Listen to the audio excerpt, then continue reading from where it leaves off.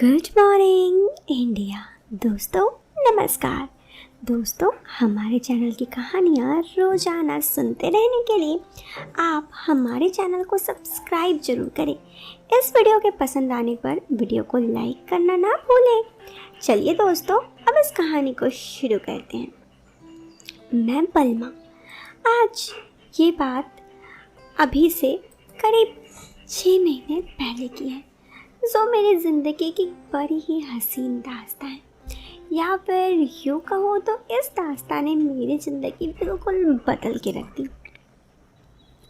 हुआ कुछ यूँ कि मैं उस वक्त अपने पति को छोड़ अकेले रहती थी। मेरे पति दूसरी जगह जॉब करते और मैं दूसरी जगह जॉब करती। इस वजह से मुझे मेरे पति से अलग रहना पड़ता।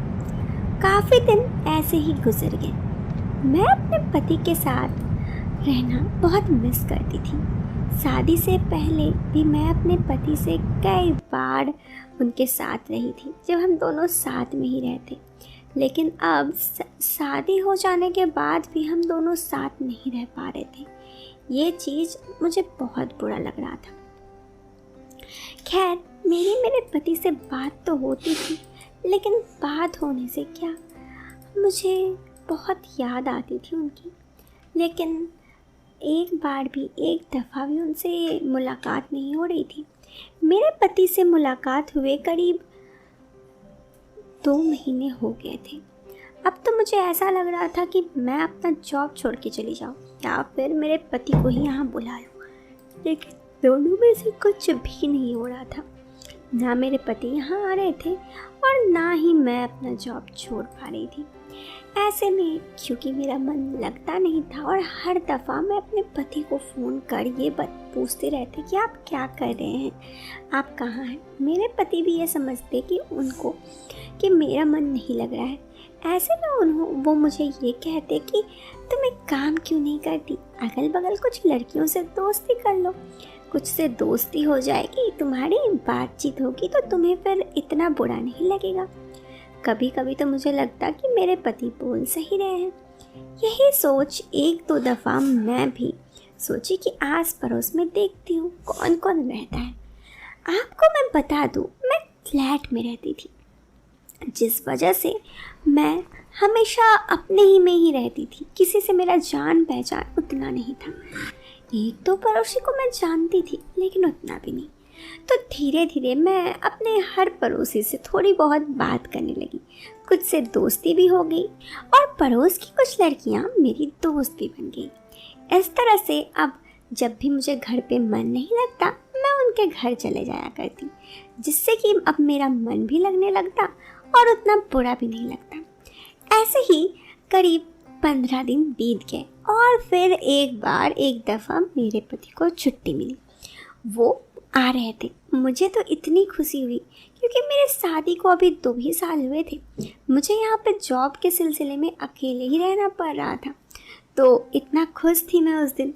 मैंने ये सारी बातें मेरे दोनों पड़ोसियों को भी बताई थी, जो मेरी दोनों दोस्त थी, और उन लोगों ने भी मुझे कहा कि चलो अब तो मत रोना, क्योंकि उन्हें भी पता था कि मैं हमेशा अपने पति को मिस करके रोते रहती हूँ। तो ऐसे ही थोड़े दिन बीते, फिर देखते देखते 15 दिन कट गया। उसके बाद मेरे पति आए और फिर वो 4-5 दिन रुके और फिर 4-5 दिन के बाद वो वापस चले गए। फिर मुझे बड़ा अजीब लगने लगा। ऐसे ही एक बार मेरी एक पड़ोसी थे, उनके पति भी काम के सिलसिले पे बाहर चले गए। मैंने उसे देखा कि वो बिल्कुल भी सैड नहीं है। मैंने उसे कहा, क्या यार तुम्हारे पति नहीं है, तुम घर पे अकेले रहते हो, तुम्हें बुरा नहीं लगता? उसने मुझे समझाया कि देखो, अगर तुम सोचोगे कि मुझे बुरा लग रहा है तो तुम्हें बुरा लगेगा। सब कुछ हमारी सोच पे है, इसीलिए ये मत सोचो कि तुम्हें बुरा लग रहा है। ये सोचो कि ये तुम्हारा काम है और तुम्हें करना पड़ेगा। बस यही सोचकर तुम अपने पति से बात तो करो, लेकिन हमेशा अपने काम पे बिजी रहो, तुम्हें बुरा नहीं लगेगा। उसके बाद मैंने भी यही काम करना शुरू किया। तब मुझे एहसास हुआ कि सब कुछ हमारे दिमाग का खेल है। अगर हम चाहें तो किसी भी चीज़ में हमें मन लगा सकते हैं, और दुनिया में ऐसा कोई काम नहीं जो हम कर नहीं सकते। इंसान सबसे ज़्यादा अपने दिमाग से कंट्रोल रहता है। अगर हम चाहें तो हम हर काम कर सकते हैं। ये कहानी मैंने आपको इसीलिए बताई ताकि आप भी जो सोचते हैं कि ये काम नहीं होगा मुझसे, वो करके देखिए। ऐसा कोई काम ही नहीं है जो आप नहीं कर सकते, बस सब कुछ हमारे सोच पे रहता है। बस दोस्तों, इस बात को समझिए। इस वीडियो के पसंद आने पर आप इस वीडियो को लाइक कर सकते हैं, और चैनल पे पहली बार आए हैं तो बेशक चैनल को सब्सक्राइब करें।